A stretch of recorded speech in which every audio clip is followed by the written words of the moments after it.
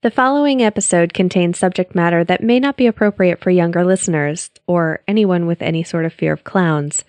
Listener discretion is advised. I was wrong when I thought my days of referencing Tim Curry were over when I finished up the story behind Clue series. But with the release of it in September of 2017, came shattered box office records and a majority of my favorite podcasts talking about the new version with Bill Skarsgard in the title role. But as a kid, I knew the 1990 made-for-TV version starring Tim Curry after my dad bet me $10 I couldn't sit through it. And weirdly, Stephen King's It became probably one of my favorite horror films. The Stephen King novel the movies are based on is looked at as one of the pivotal moments the subject of today's episode went from a character bringing happiness and laughter to a character that it said 42% of Americans are afraid of. I'm your host, Emily Prokop, and this is the story behind Clowns. But first, a quick message. I had the idea recently for a little side project called Podcast Share I'd love to get your feedback on. This would be a Twitter account that is run by a different person every week, and their only job is to tweet what podcasts they're listening to. Podcast Share will be starting up in a few weeks, and nominations are open for future Podcast Share curators. To find out more information, visit podcastshare.net and be sure to follow @podcastshare on Twitter for updates.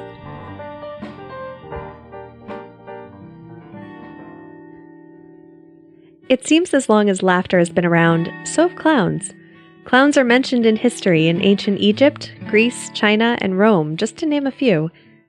They had the similar characteristics to the clowns we know today: the exaggerated clothes, the silly dances, and the ability to provide comic relief. One clown character known in ancient Rome was called stupidus, which is the Latin word for mimic fool or tendency to stun. As you may have guessed, this is where the English word stupid comes from. Not all ancient clowns took up the trade on purpose. Many were unfortunately given the title of clown because of a physical or mental shortcoming, and they spent their lives being the butt of jokes, not by choice.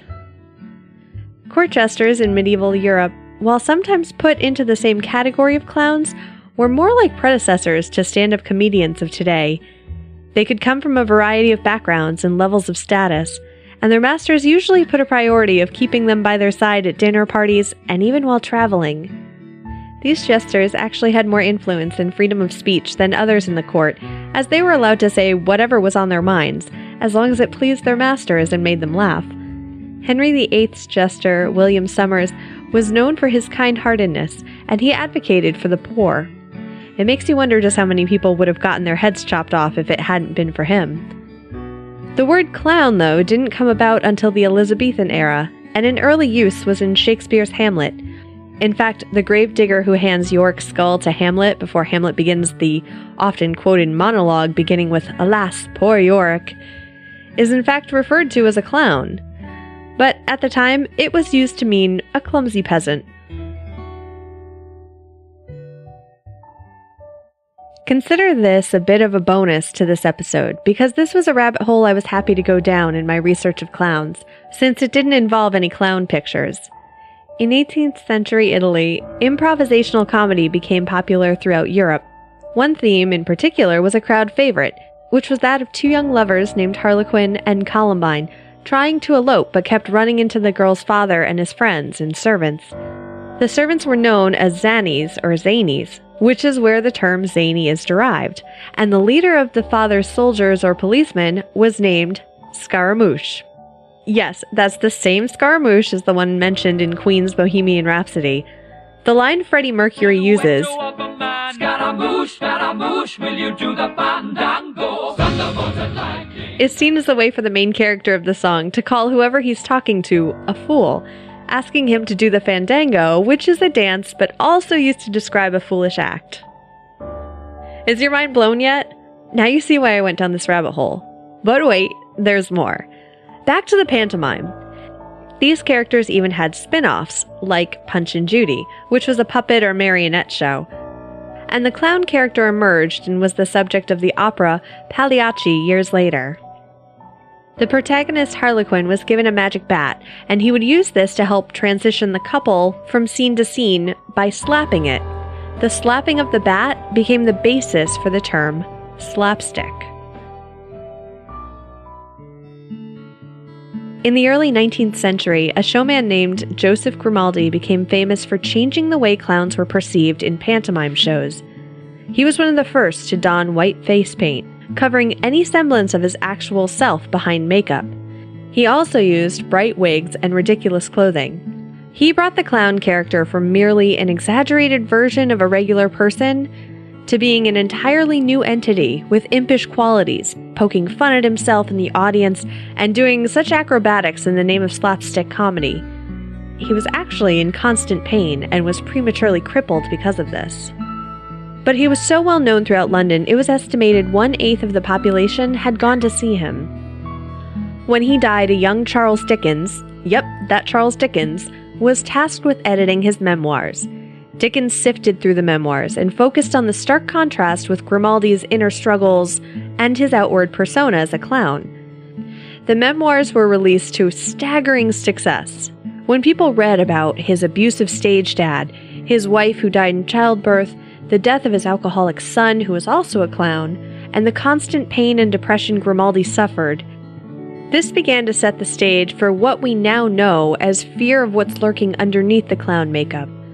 While Grimaldi's legacy became that of a tortured soul wearing clown makeup, other, more sinister clowns gave people more reason to associate them with evil, like Jean-Gaspard Devereaux, whose portrayal of the French pantomime character named Pierrot became so well known and considered an inspiration to even Marcel Marceau, but he is also said to have killed a street boy for mocking him, or, depending on the source, a drunk man on the street harassing his wife.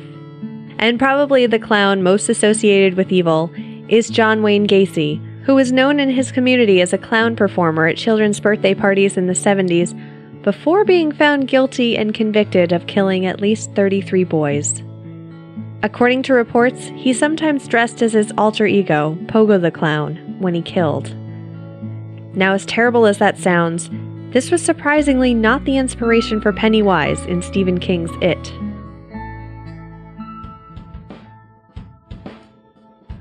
Before Stephen King even had the idea for Pennywise the Dancing Clown, another movie showed a clown terrorizing a young child, Poltergeist, in 1982. In the movie, a possessed clown doll grabs Robbie Freeling and tries to drag him under the bed. When Stephen King was starting to write the book It in 1986, he wanted to use all the different stereotypical monsters children would be afraid of, like a werewolf, a mummy, and a vampire. But he needed to find just the right villain as kind of a main antagonist. He said, and I thought to myself, what scares children more than anything else in the world? And the answer was clown.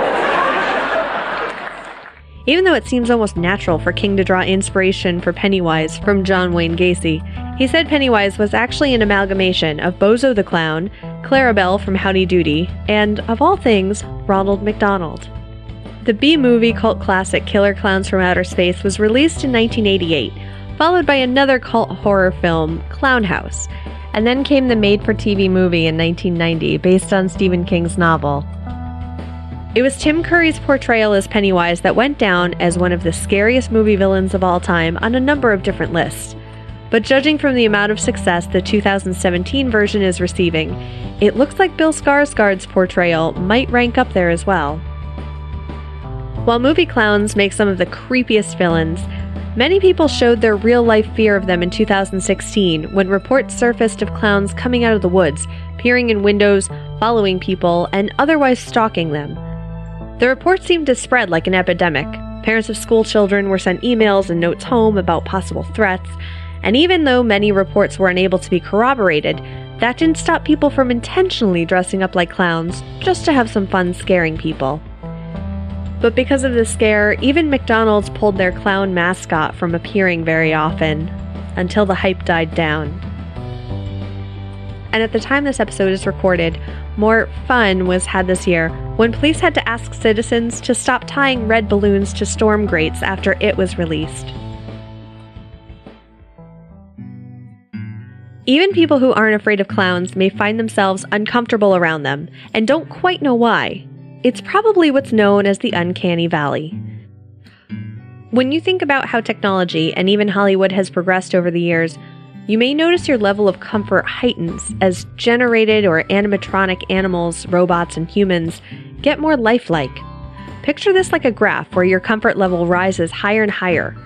But when these figures and graphics become too lifelike, our brains can't process it. There's just something off about it.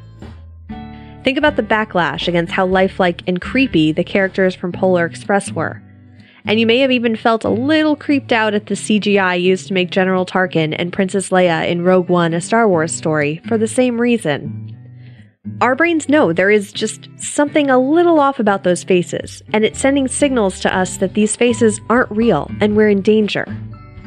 Clowns with their exaggerated features fall into this uncanny valley.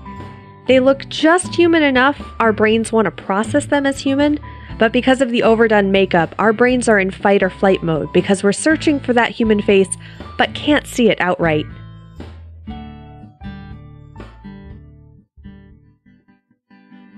Information for this episode comes from Smithsonian Mag, BBC, StephenKing.com, and more links which can be found in the show notes at thestorybehindpodcast.com.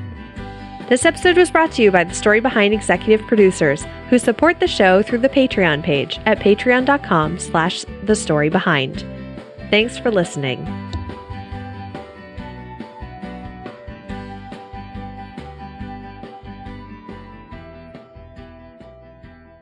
Scaramouche, Scaramouche, will you do the fandango? Is seen as... Do I want to sing that? Is seen as a way for the... I can't. Let's just try that again, because now I'm embarrassed.